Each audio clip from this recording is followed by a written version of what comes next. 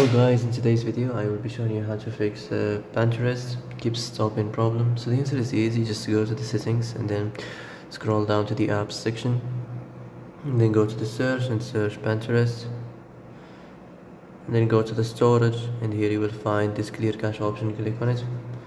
Now you can go check it if it worked, and if it didn't you can try to restart your phone or turn the Wi-Fi off and on, or the Bluetooth or the airplane mode. Also you can try to clear data, but be careful. If you clear data, all this application's data will be deleted. This includes all files, the settings, the accounts, the databases, etc. So be careful if you wanna clear your data.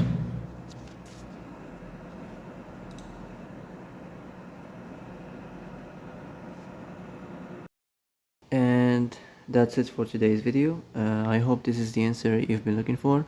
If you like this video, don't forget to like and subscribe, and see you in the next video. Thanks for watching.